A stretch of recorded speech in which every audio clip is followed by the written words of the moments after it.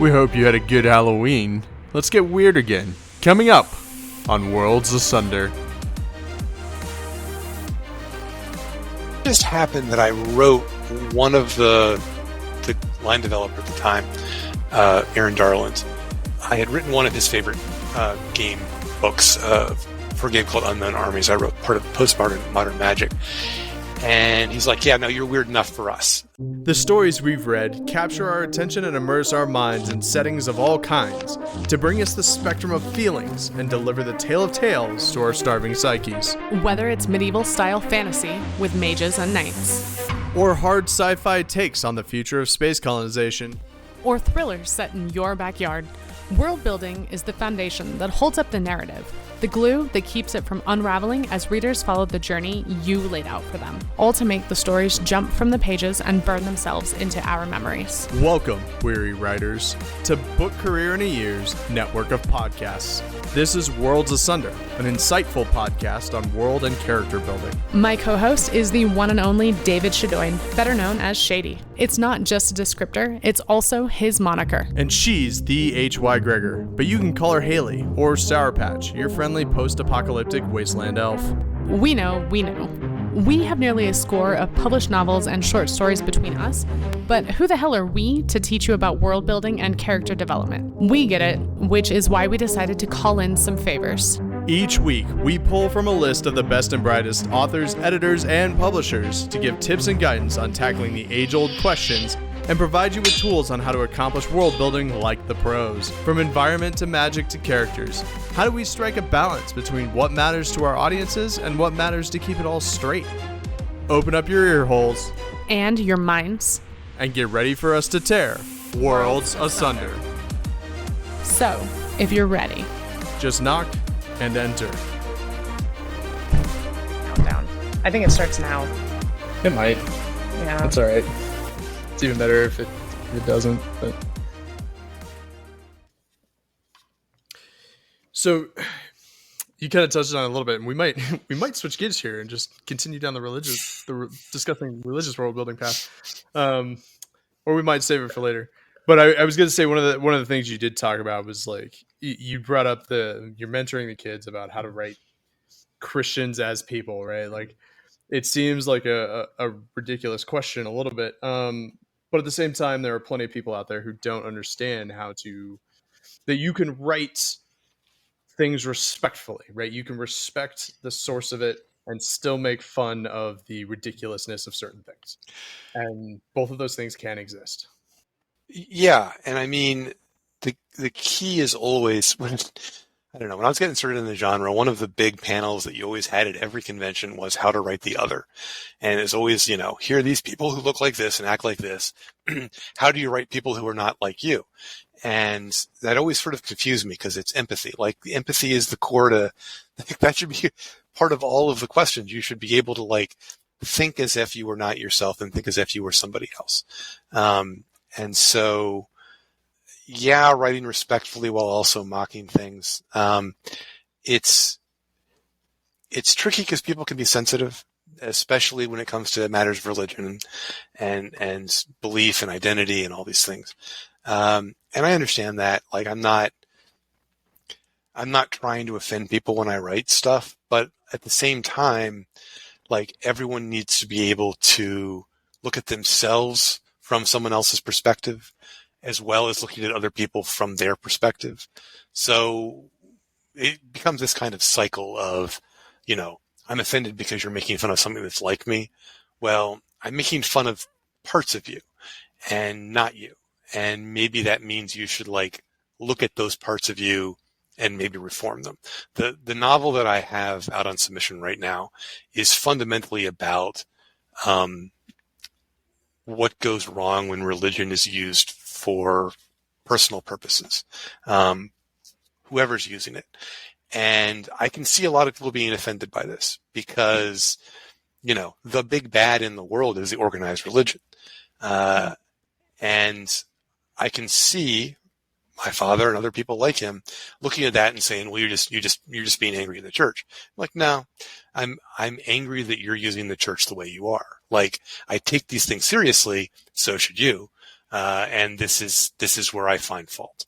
And that's where it always gets kind of tricky, because, you know, you begin talking about people's actual like lives and they get touchy, you know. My buddy Daryl Gregory, he's a fascinating guy. He grew up in Chicago, but his family, his dad's family, I think, is from Eastern Tennessee. He historically is from Cades Cove, which is one of the areas that was taken over by the TVA. And he has this book called Revelator, which is about a mountain religion. I don't want to spoil the whole thing, but it's this ode to Appalachia, and it's this ode to belief and structures of belief and belonging in culture. At the same time, it is utterly sending up mindless belief or thoughtless belief, or people just, you know, taking what's there and manipulating it for themselves. And individuals trying to decide, am I going to go along with that, or am I going to resist it? Which is better, which is worse? You know, this experience is real. I'm experiencing something that's clearly supernatural or something. And yet at the same time, I don't like what my uncle's doing with it, kind of thing, what the pastor's doing with it. And it's a great system. It's a great book. And it's really about the individuals, but at the same time, it's about the historical nature of religion in that area. And I can see people looking at that and going, oh, you know, what have you done? This is deeply offensive to anybody from Appalachia, except it's in his blood. Like, he is historically one of those people. And his family is one of those people. And so, being sensitive, but at the same time, being most critical of our own, kind of thing. I don't know. Yeah, and I think you put it a little bit better. What, you know, when I say making fun of, it's more of like acknowledging the faults, yeah. Right? That there are faults in anything. You know, religion is by its nature innately abusable.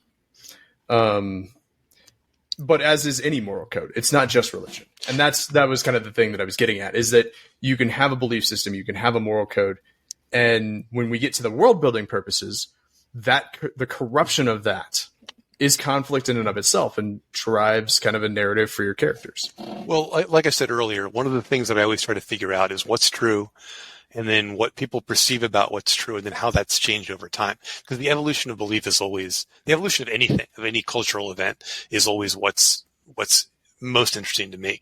And so, you know, seeing that change over time, and then have people like realize, you know, things have changed here. Why is that? Or have that be kind of the central plot structure, that tension between truth and perceived truth is always one of the fun things. And again, like I point back to the Pagan Knight Hallowed War series.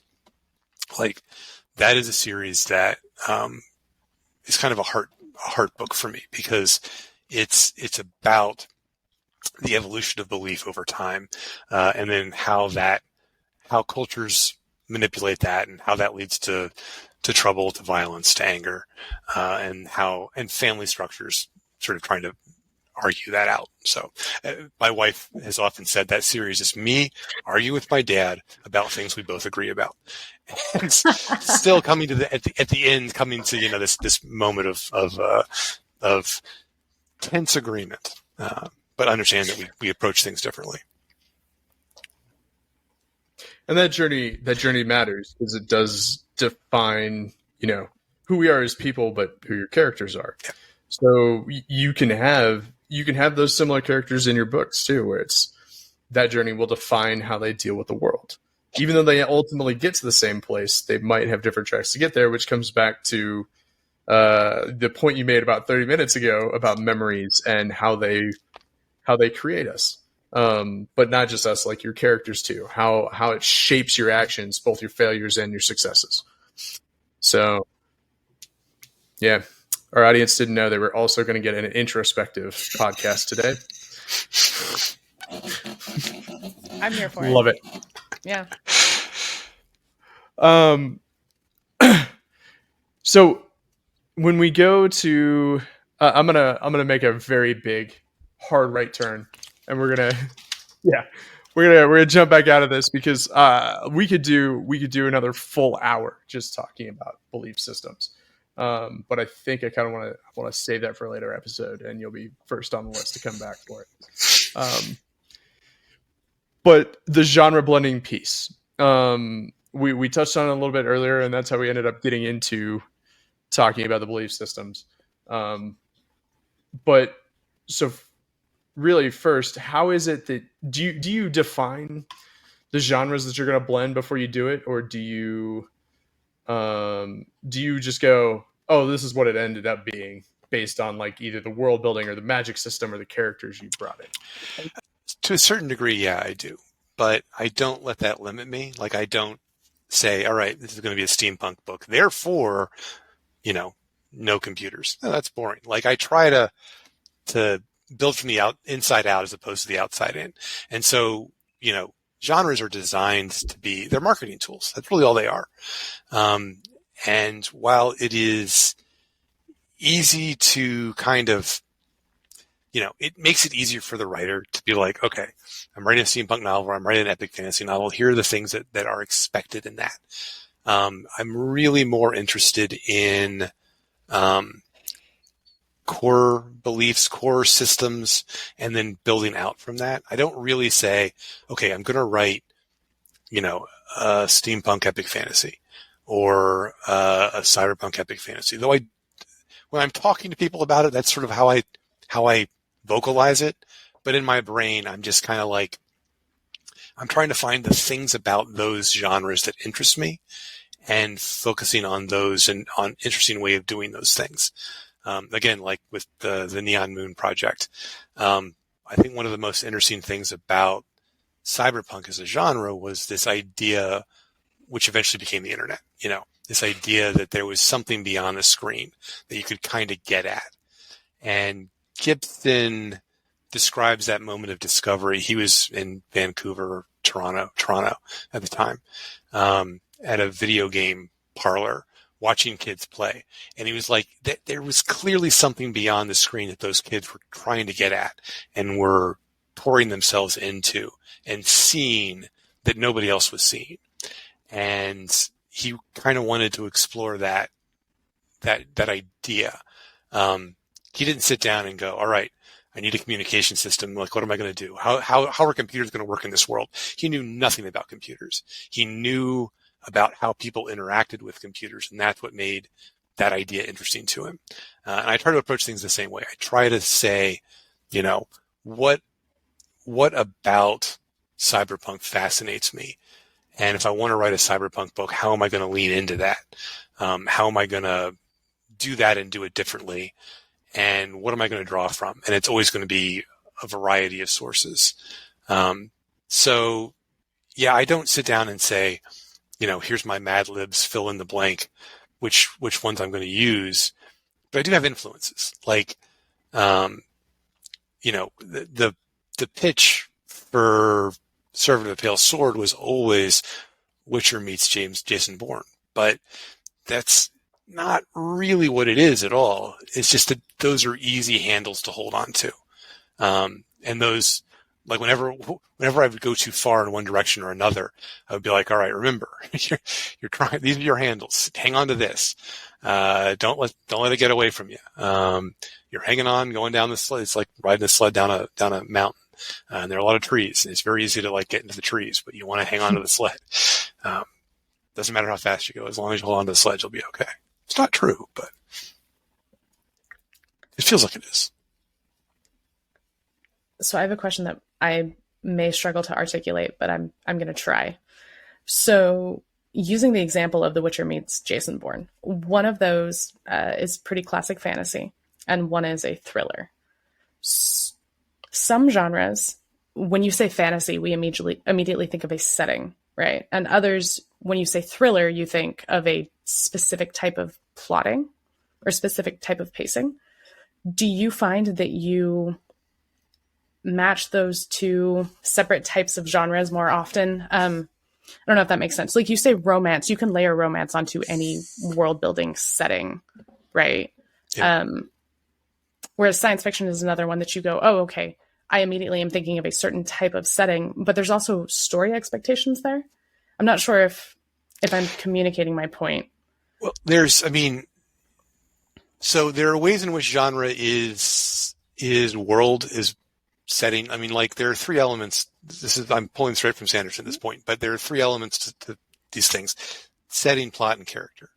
And science fiction and fantasy tend to be very setting dependent, or at least they really, like, that's what makes them different. And because of that, you can take plot and character of any type and weave that into a fantasy setting, and now you have a fantasy book. Like, that's what drags that, you're never going to have a pure thriller that happens to be a sword and sorcery book. You're going to have a sword and sorcery book that has thriller elements in it, or romance elements in it, or heist elements in it. Buddy cop elements. Those are all not superfluous, but they're all secondary to the setting. So, like, in our genre, that is a very specific difference. That isn't true for thriller. The setting for a thriller, we kind of assume modern or close modern. A lot of science fiction can be thriller pretty easily. But if you just say pure thriller, that can be past, future, present, Cold War, not Cold War. Like, there's a lot of space for that. So I think, did that answer your question kind of, or? Yeah, I think so. Looking at it as sort of a primary and secondary when you're looking at genre fiction, I think is really useful. Yeah. And I mean, that's also kind of a curse, because we get really involved in how the setting is set up. I mean, I realize this is a world building podcast, but if we spend too much time world building, we're not going to spend time character, we're not going to spend time in plot, and we're not going to have a good book at the end of it. We're going to have a really great almanac, but not a particularly good book. And so finding, like, people talk about, like, I'm trying to be a better writer. Well, writing is not one thing. Writing is 30 things, and if you're good at one of them, you're going to get some kind of audience. But if you want to be as good of a writer as you can, you need to try to be good at all of them as best you can, and try to identify your weaknesses and then actively go after, how to overcome those. Like, when I first started talking to my agent, I sent him a young adult novel that will never see the light of day. But he read it and was like, the setting is amazing. You have no idea how to plot a book, and you have no idea how dialogue works. Here's some ways to go about figuring that out. And so I very intentionally went about identifying those weaknesses and working on trying to improve them. I like to think, and I could be wrong about this, but that dialogue is one of my strengths now, largely because I spent 15 years getting better at it, not because I was gifted at dialogue. Whereas line by line writing, like, honestly, there are things that I wrote in 5th or 6th grade where the line by line writing is quality. It's, publishable quality, but the world, character, and setting make no sense, but it's got some pretty lines in it. And so, like, that was sort of the gift that I had growing up. And how I knew I wanted to be a writer, because it was the only thing I was such, like, naturally good at. So yeah, that was, I realize that's a wild tangent, but, identifying those elements, figuring out, like, how to make them better, and going from there. There are people who put out books where the world building is amazing. And they're like, yeah, it's going to be a great book. And it doesn't do well, and they can't figure out why. It's because you haven't got characters, or your plot doesn't make any sense, or you've actually got too much world building. Like, this really is literally just an almanac. Like, we all have read the DMG, and we don't need to. It's not necessary. Please stop. But then again, some people like that stuff. A lot of Sanderson stuff is just world building. Like, that's it. But some of it is just character, and that's it. So he's learned to balance. Well, so you're giving me this nice little easy transition. But besides the fact that Tim will now make, 7 for 7, 8 for 8 on people we've interviewed that tell you, hey, at some point you got to start world building and actually write the book. Yeah. Every episode. Turns out, like, despite being a world building podcast, we are also here to tell you there are pieces to world building, but you got to write the book. We had discussed a little bit too the differences between plot driven and character driven, but you touched on it briefly there. How do we keep world building from getting in the way of the story? How do we, right? We can say that, like, don't do it. We can say, hey, don't let don't just build an almanac. But how do we determine what's important? How do we keep the characters honest? How do we keep the plot honest? That's kind of a long answer. How do you keep the world out of the way? I guess the key point is to figure out which parts actually matter to the story. Like, you want to... It is the natural inclination of a world builder to tell you all about the cool toys that they have created. However, very few of those things are actually necessary for the story. And figuring out which parts are actually critical and which parts are just set dressing is very important. That is something that usually happens in revision, and something that usually only occurs, the writer can't see it, I guess is the best way to say it. Like, the writer is so heavily involved in the process of creating the book that it takes someone else coming in and saying, look, this is all very interesting, but I couldn't figure out what was happening or why it was happening, or we went on this long tangent about, this is actually a Victor Hugo joke, but sewers, I don't know why. And it's because the author has gotten way out of touch with the story. I am both a pantser and an outliner. Like, I do outline my books, but then I forget the outline and just kind of let myself write, and then I'll go back and look at the outline to see why I've lost my way, and then try to get back to it. But yeah, it's definitely a way to do things. But it also means that you were to have to revise very heavily, because at the end of it, you finish the thing, and then you have to be like, oh, how do I make this like it's what I intended all along? This is my plan. It's always a matter of, yeah, that's why I don't drink scotch. That was water. That's why I don't drink water. Wrong. No. So, like, I try really hard not to think of that ahead of time. I let myself, like, write for fun, and include all the things that I think are probably not necessary, and then go back and take out the things that are not actually necessary. But it's always a matter of in retrospect going, I didn't need that entire thing. A lot of writing is just the writer acquainting themselves with the story. And then eventually, like, cutting down to what is actually necessary. Yeah. In critique groups, we call that the red line, especially in the beginning of usually short stories. But there's a certain amount of time you spend talking to yourself on the page, and then the thing starts. And if you learn how to, like, get to the thing starting, actually on your first draft, that's pretty good. But usually there's this writing you have to do that requires cutting later on. So it's a revision thing. I will say, at the beginning, to kind of bring full circle back to where we started a little bit, you said writing what you love. And I know that was something that we were really excited to bring you on for, because you have been really frank about, you have some weird genre blending things and some stuff that you are super enthusiastic about that doesn't always line up to quote unquote marketability. Right? But tell us about how that impacts your writing. I mean, it's so important, right? I'm comfortable with being poor. That's really the core of it. Like, I have other income streams. And there is, so if you absolutely chase market, the problem is market is always changing.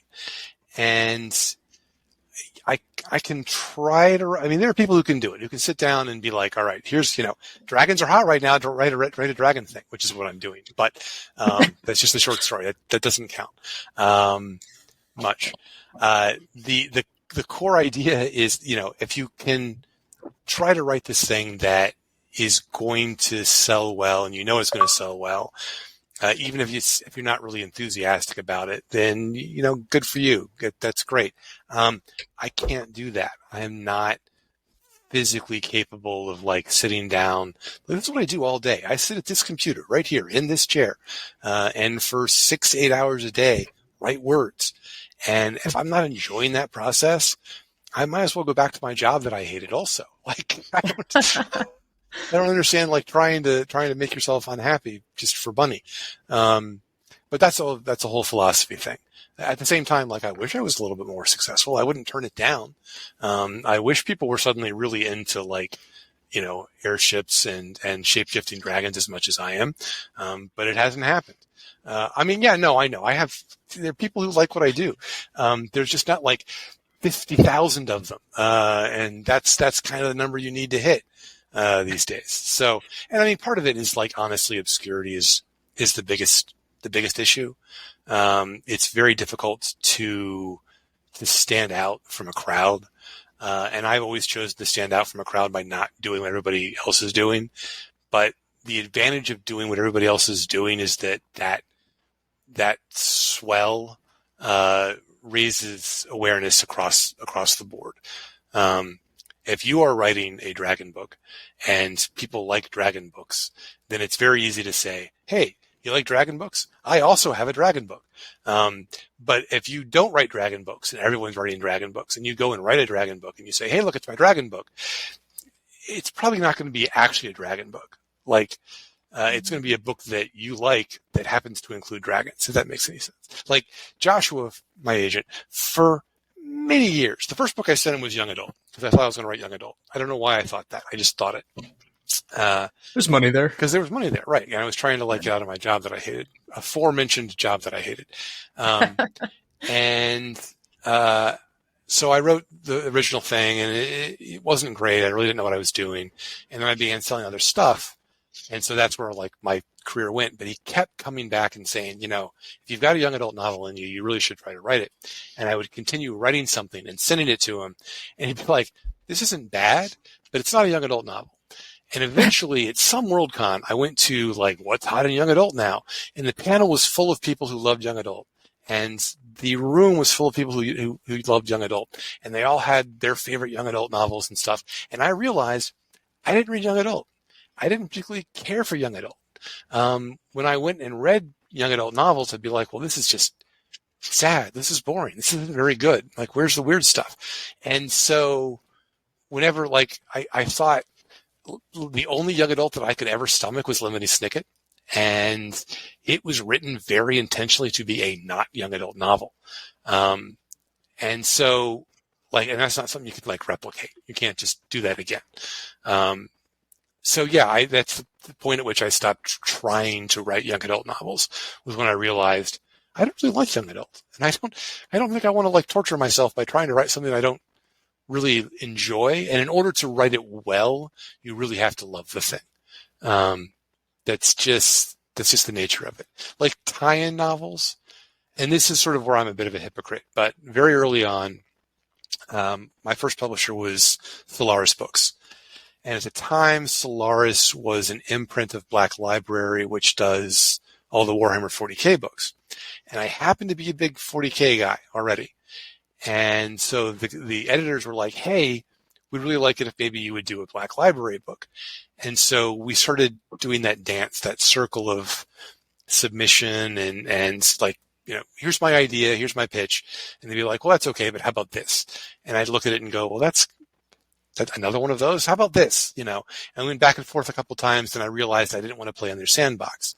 And I find in general that playing in somebody else's sandbox really limits me, really limits my ability to enjoy the process and be good at it. The only exception to that is at Adepticon a few years back, there's a game called Malifaux.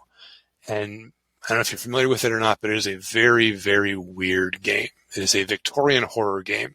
And I was already familiar with the game that I played, actually. And I always liked the way it had been produced and the kind of the ideas and the really sort of strange ideas that they had in there. And I walked up to him and I said, listen, you know, your aesthetic fits my aesthetic. I've got the following books out. I've written the following stuff. Do you guys ever work with freelance writers? And they're like, well, sometimes send us your CV.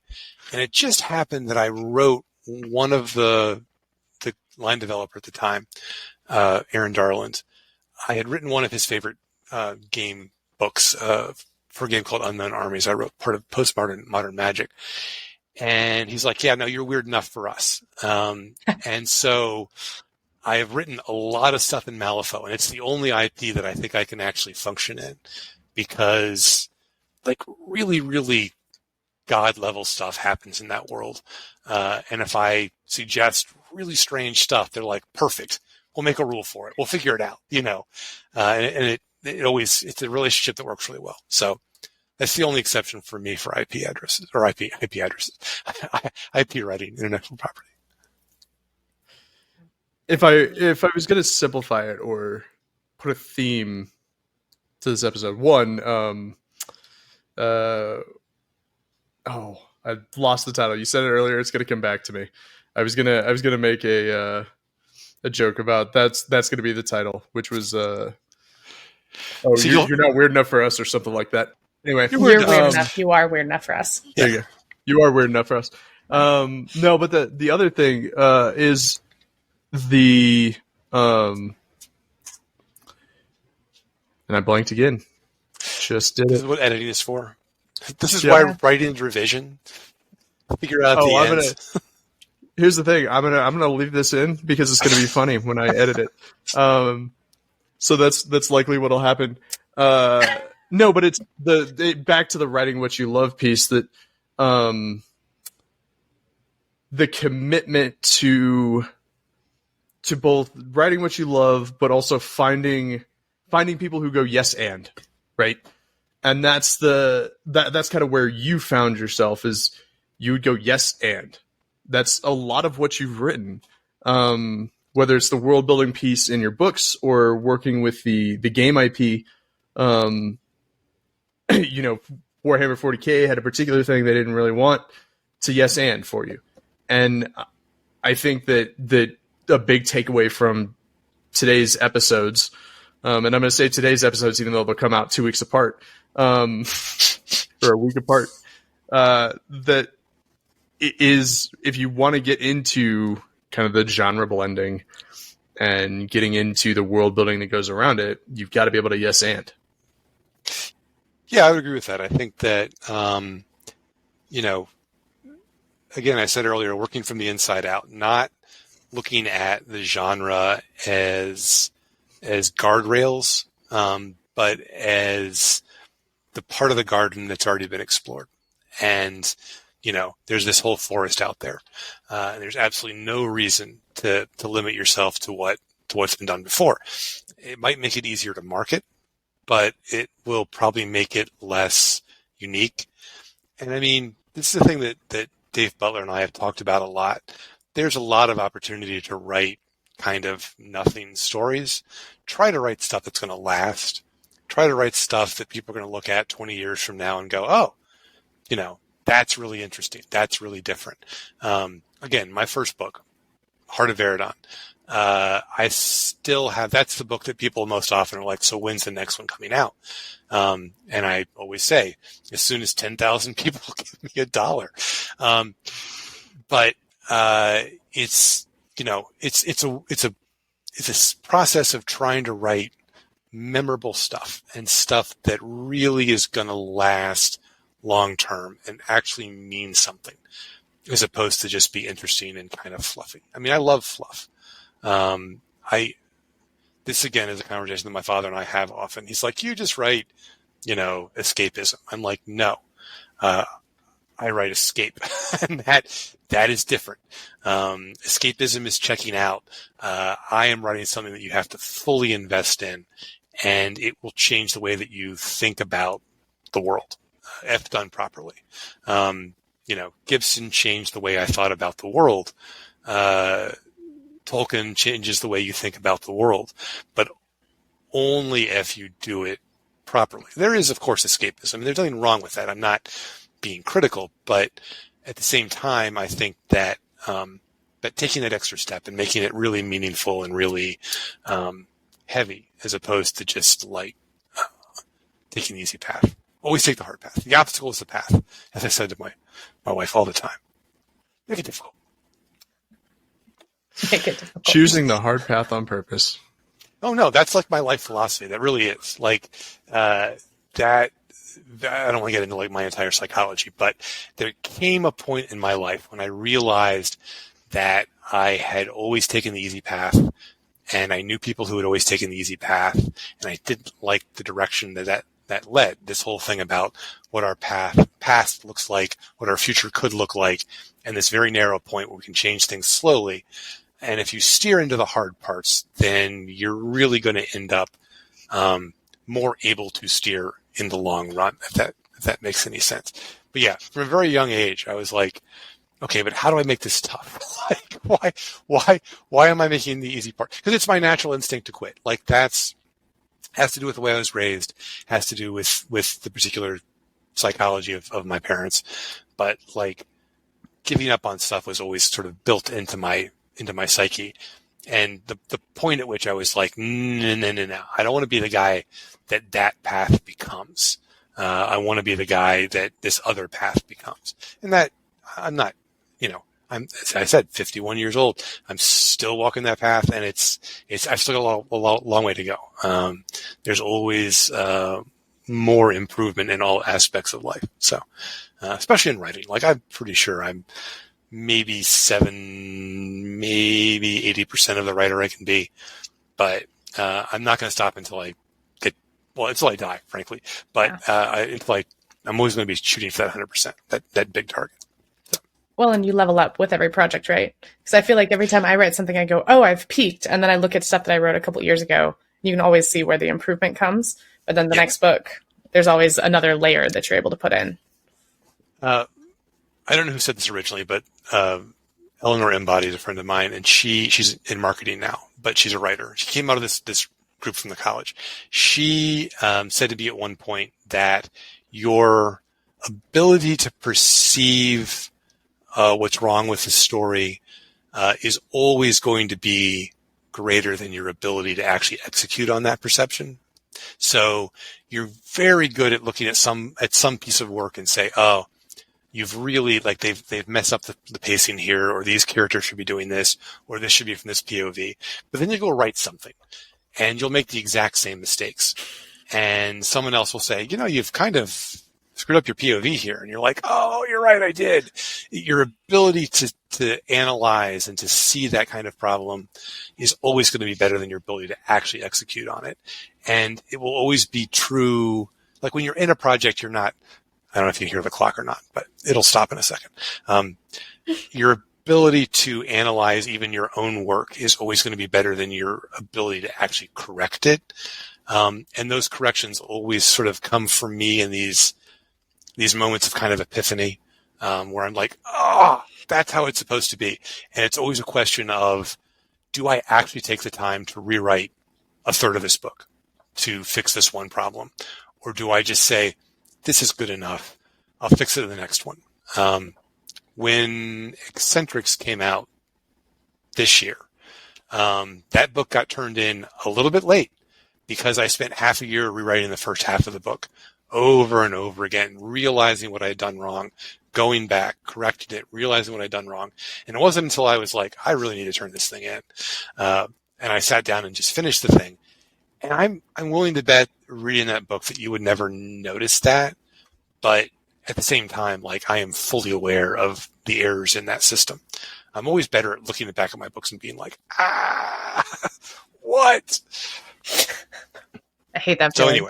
anyway, it's not a good feeling. Yeah. But it's encouraging going forward because you're better able to say, okay, here's what I did that time. Can I remember that lesson for the next project? And sometimes the answer is yes, and sometimes you find new ways to screw up. Yay! You don't learn if you don't fail a couple times. Sure. But I do like really it's the way I learned it is from the military. Clausewitz, right? Good plan now is better than a perfect plan next week. Yeah.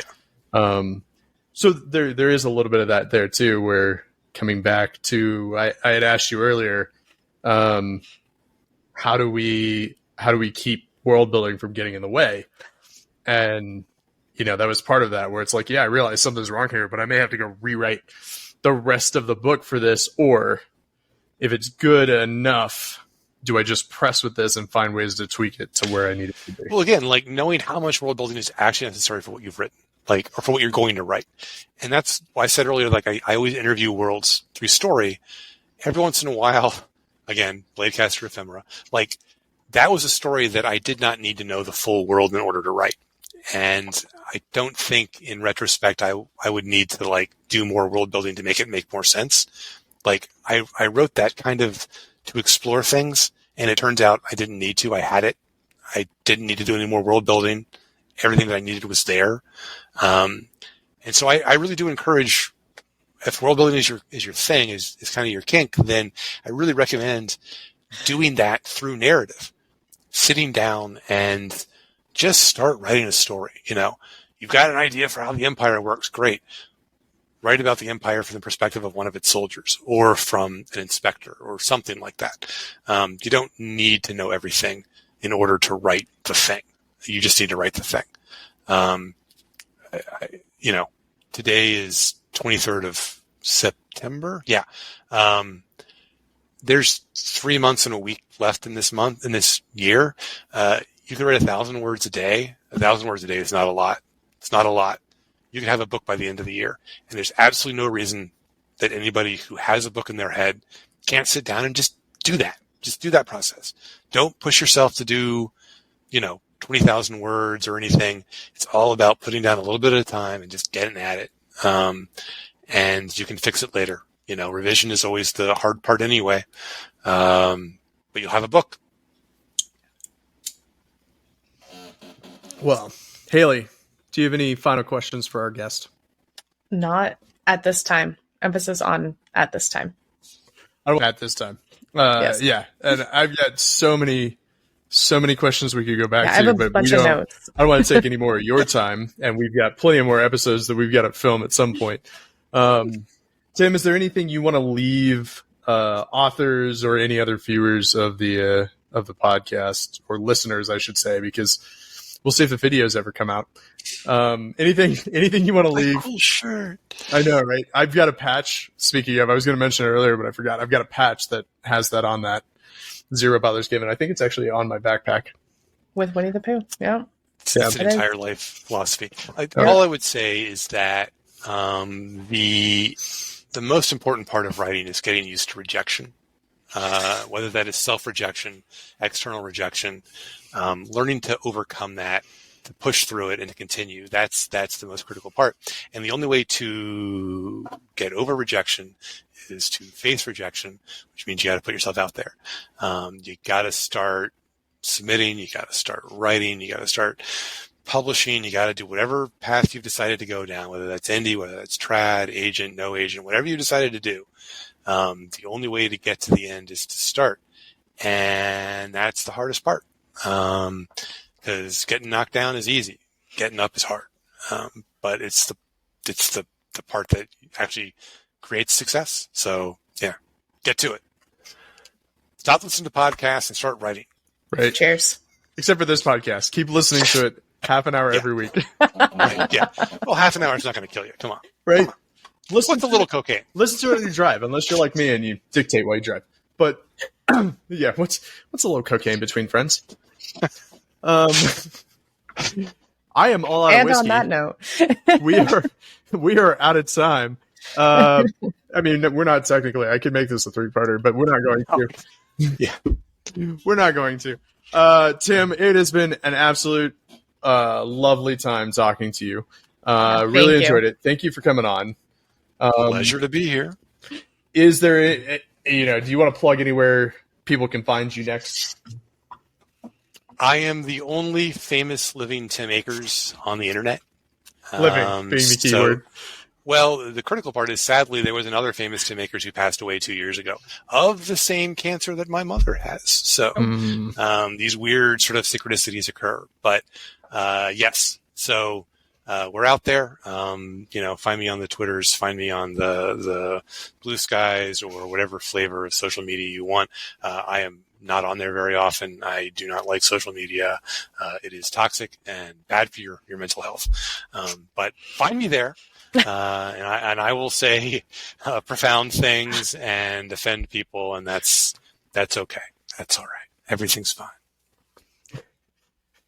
All right, Don Quixote, trying to clean up social media, huh? You gotta save something. Might as well be social media, right? We'll find you a windmill. It'll be good. I just need one of those. What is it? The magic erasers, the scrubby pads. That's how I'm gonna clean up social media. Yeah, just one magic eraser at a time. Anyway, Haley, I know you've got news. Judging by when this cast will come out, I have news. You do. What do you have coming out here? Oh, if we want to do a personal promo, I have an urban fantasy trilogy series that is dropping October. They're rapid releasing, so one in October, one in November, and one in December. So if you like Russian folklore and urban fantasy, look me up at hygregor.com. It's called the Vichnoy Saga. Yeah, we always have her website in the show notes, so definitely go check that out if you're interested. Because as we've said before, we're all a bunch of nerds. We love reading. Tim mentioned all the stuff he's read. We're still reading, trying to catch up. I have been your host, Shady David Shadoyan. Thank you again, Haley and Tim, most especially for joining us today or this week on Worlds Asunder. And we'll see you guys next time. Catch you later. Well, look at that. We've reached the end of yet another episode. This time, Tim Akers delivered with genre blending and a little bit of writing what you love. They naturally kind of go into each other. Sometimes it's hard to find your flow when you're in a very kind of particular niche. As always, as much as I give him all the crap in the world, thank you to Nick Thacker and his crew over at Book Career Network for hosting us. Make sure to go check out our show notes that Haley's put together. Follow us on all the links that she's got there. Next week, we'll have JT Evans on for the City Planners Committee, Part 1. Should be a fun one. Make sure to like, comment, and subscribe wherever you listen to this podcast. And as always, thanks for helping us tear the worlds asunder. We'll see you next time.